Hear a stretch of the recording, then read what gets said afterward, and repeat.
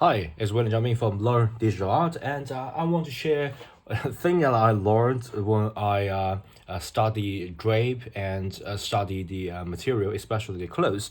And when you draw clothes, you have to draw like wrinkles and like a little bit folded, especially when you draw something like the sleeves, okay, or some part that as long as you got some stretch you have to got the folding. So I brought some teachers to demonstrate that. So if you think about this, if you got like use your finger, okay, and you stretch a little bit, you can see there's a folding here, right?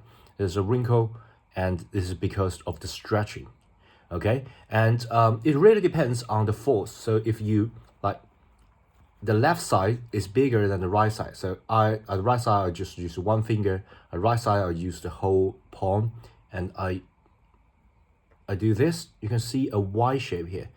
Okay, you can see a Y shape. That's because this part is bigger than this part. Okay, so you got a Y shape. If you got like approximately the same, you got some multiple line here. So you got like 3 or 4 line. Okay, if this part is bigger than right side is bigger than the left side, you can also see a Y shape. Okay, I can't do that because I'll just overstretch it. Okay, so that's what we are going to do. So I'm going to share the tip. The tip is normally at close. That really depends. Okay, it really depends on the specific area. But the one thing that I learned is use Y as a quick way to memorize things, just as I share the 1-2-7 rule when you do this another wrinkle folding exercise. Okay, so this time I'm going to share this Y exercise. So for example, if there is a person here, let me just use I'm going to use this pencil to quickly get the inside ready. So basically, I want to draw a person approximately here. Okay, there will be a sleeve. Maybe he's wearing like a t-shirt, something like that. Okay, and he's like raising one of his arm. Okay, something like this. Okay, like raising arm. Okay, this doesn't go out. Okay, I just bought this pencil. It's like fully automatic. So I'm not familiar with maybe here. Okay, I know I done a pretty bad sketch. So there will be. I will just focus on the clothes. So there will be a clothes something like this. Okay, so it's like body inside. Okay, so yeah. But let's talk about the clothes. So basically, the clothes should be outside because if it's wearing a t-shirt, it will go from here, okay, and this will be a supporting point, and will go all the way down. Okay, so I'm going to hang here. Just got an anchor point, just to slowly make it down. Okay, and the anchor point, this will be pretty much close to the skin, and slowly got it down. Okay, just run it smoothly, and this anchor, it will just fold down, and then maybe it will go up. Okay, like this, go up. So there will be the sleeve. Okay, and things, all this upper part will be the supporting point, so you can support it by just add just a draw approximately close to the to the shoulder part. Okay, so there will be what's inside. Just